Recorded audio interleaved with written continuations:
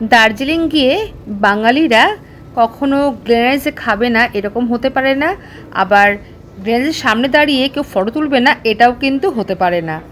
দার্জিলিংয়ের গ্লেনারিস এমন একটা জায়গা যেখানে বাঙালিরা দার্জিলিং ঘুরতে গেলে অবশ্যই একবার হলেও কিন্তু ঢু মেরে আসবে। নমস্কার বন্ধুরা, শুক্লার পাঁচমিশাইতে সবাইকে স্বাগত জানিয়ে আজ আবার একটি ব্লগ আপনাদের কাছে শেয়ার করছি।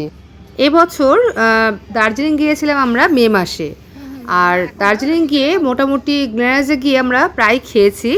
তো প্রথম দিন আমাদের ব্রেকফাস্ট করতে কিন্তু বেশ একটু বেলাই হয়েছিল।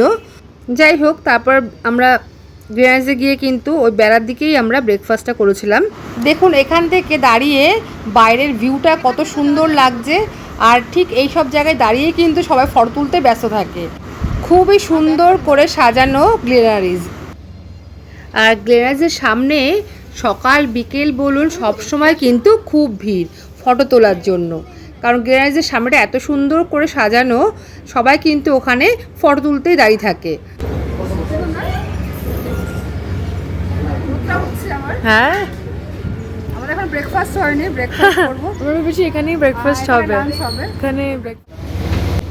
তো আমরা প্রথমে উপরে চলে গেছিলাম, আমরা কিন্তু গ্রাউন্ড ফ্লোরে যাইনি।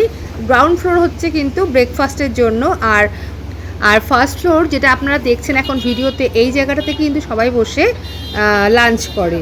তো আমরা লাঞ্চের জায়গায় পৌঁছে গেছিলাম, তো সেখান থেকে নেমে আমরা কিন্তু আবার চলে গিয়েছি গ্রাউন্ড ফ্লোরে, যেখানে গিয়ে আমরা ব্রেকফাস্ট করব।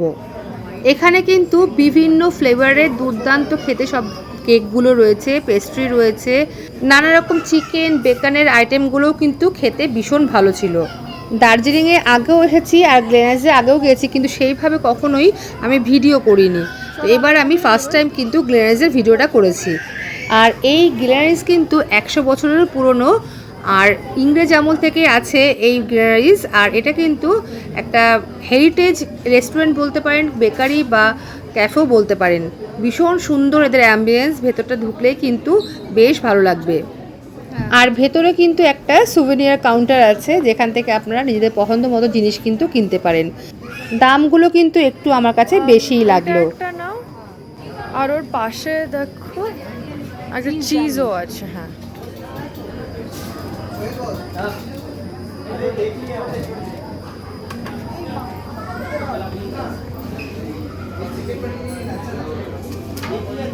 উপস কি মা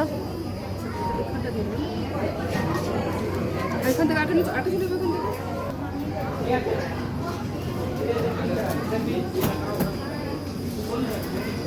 থেকে খাবার আমার ম্যাকারুনস আছে, খাবে? চিকেন সসেস পাই আছে, চিজ পাই আছে।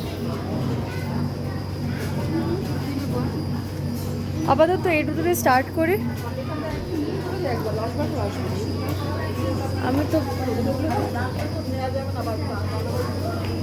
এগুলো ওরাই দেবে না, ওইখানে দেখতে হবে।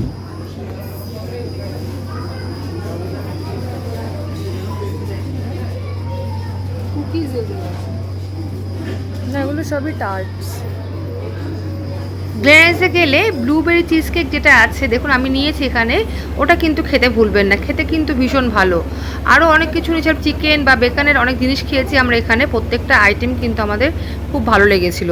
তো এখানে গিয়ে কিন্তু আপনারা বেকারির জিনিসগুলো খাবেন, এখানে বিভিন্ন কেকও আছে, সেগুলো খেয়ে দেখবেন, খেতে কিন্তু ভীষণ ভালো। কি আছে সেটাই কর।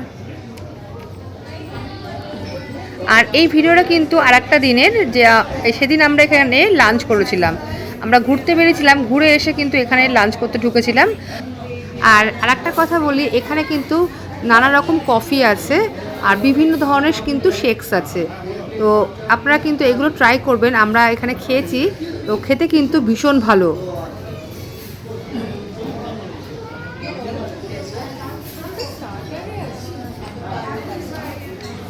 একটা নিয়ে নে, এখন তো আর খুব বেশি কিছু খাবো না। আর তুই কি খাবি সেটা দেখ, কি আছে দেখ, সেটা খাবি। সেদিন প্রায় আমরা 4টের সময় কিন্তু লাঞ্চ করেছি।